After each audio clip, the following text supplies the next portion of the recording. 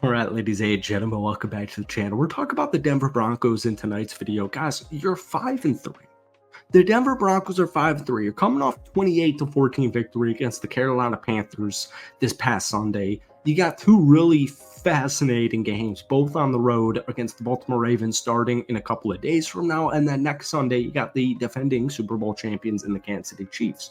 But before you get all nervous, the Cleveland Browns with famous Jameis just took down Baltimore 1 week ago. The Ravens defense is not even close to what it was last season. But before we get into that, folks, every Broncos video I make, every NFL video I make, I'm going to rant for a second. There's so much pessimism. I don't know what happened to the love of football. And I'm not saying this has anything to do necessarily with the Broncos. The Denver Broncos have not made the playoffs in 9 years. 9 years. How is that a statistic? Are we in freaking Germany? 9 years? Is that an effing joke? The Broncos this season, folks, were expected odds makers. I can't even say the word prognosticators. I guess I said it perfectly. Every sports book in America had the Denver Broncos winning 5 or max 6 football games this season. I don't give a rat's diddly F if Bo Nix is not throwing for 354 touchdowns and no interceptions on a week-to-week basis. The Denver Broncos, who have not made the postseason in 9 years, are 5-3 with a rookie quarterback. Enjoy it. Folks, I'm telling you, enjoy it. All right, welcome back to the channel. We're talking about the Denver Broncos in tonight's video. But before we do, if you hit that like button, hit that sub button if you guys like daily NFL videos. I'm bullish on the Broncos. I got them winning 9 or 10 games this season. So hit that like button. Let's try and get it to 250 likes. But keep in mind, we post a couple of Broncos videos every single week. Folks, you are projected to win 5 or 6 games. 5 or 6 games. I don't know what it is. I don't know if it's Twitter. I don't know if it's talk shows, stupid shows like I actually love Skip and Shannon, Undisputed, where it's just everything's a debate. Debate's a waste of time. People go to war because of debates. Folks, the Broncos' 5 victories have come by a combined 73 points. 73 points. Their plus minus of plus 53. Margin overall is the 5th best in the NFL. The Broncos are literally taking care of business. And even with like my Packers, folks, I've been doing this for a long time. The Lions, 6-1 Lions, the 7-0 Kansas City Chiefs, my 6-2 Packers. You win a game and I go to I make a recap video. I go to the comment section and say, well, this needs to be cleaned up. This blah, blah, blah, blah, blah, blah. Oh, what era are we in? Folks, your rookie quarterback, Bo Nix, is on a freaking mission.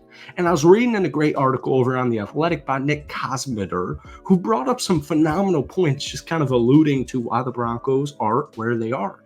You could play, I literally do not care, you could play a Pee Wee football team and be 5-3 in the NFL through 8 games. I know that doesn't make sense, but make it make sense. You're 5-3. You're 5-3. You win 5 games in the duration. You win 5 games. You replicate what you did in the first half, folks. You're in the playoffs. You probably win a playoff game with a rookie quarterback. We go back to Sean Payton. He spoke to reporters at the NFL League meetings in March, 1 month before you took Bo Nix with the 12th overall pick in the 2024 NFL Draft.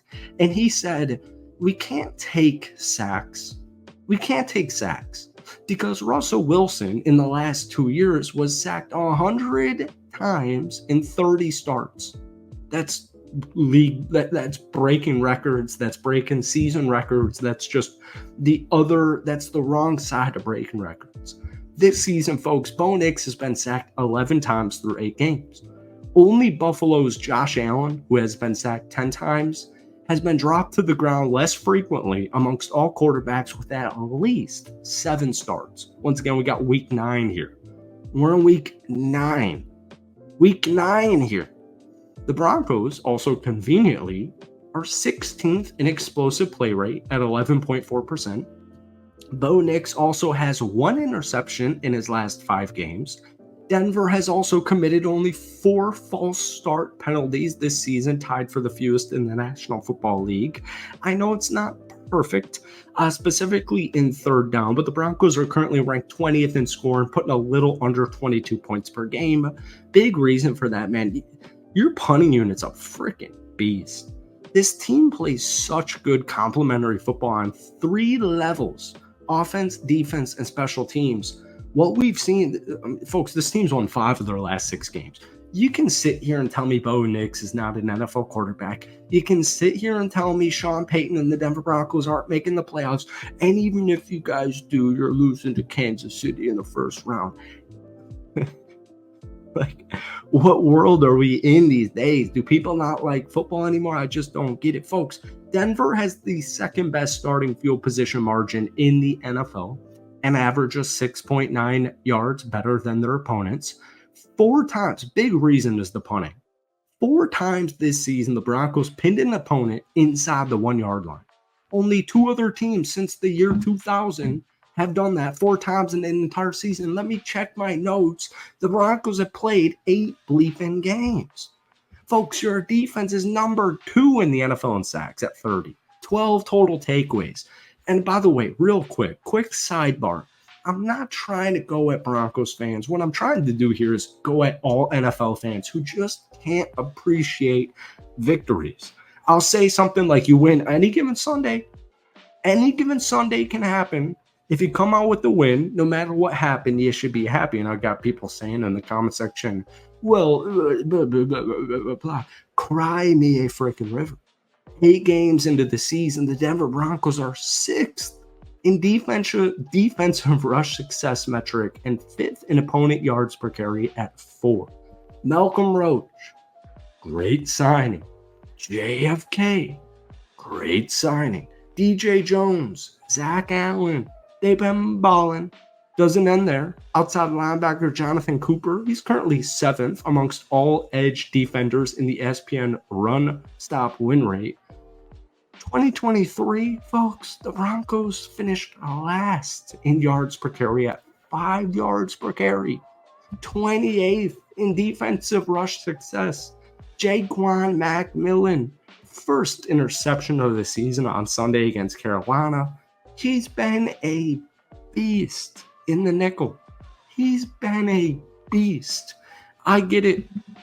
Javonte Williams. So, like, Cortland Sutton, like, I really, I apologize because I'm not trying to go at Broncos fans. What I'm trying to tell you is you're 5-3 with a rookie quarterback in the worst. That Russell Wilson trade 2 years ago, it was crazy. At the time, I actually really liked it. In retrospect, it was crazy.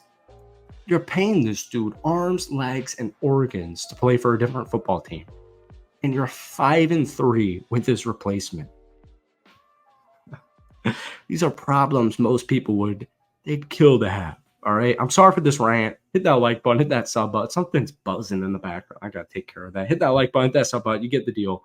Let me know down below on paper. Sorry, not on paper. Who's winning against Baltimore? Because I'll tell you right here, I think the Broncos are taking down the Baltimore Ravens in 2 nights from now. Thank you for watching. Hit that like button, hit that sub button. Give me a score prediction for Baltimore versus Denver. That's it for me. Peace.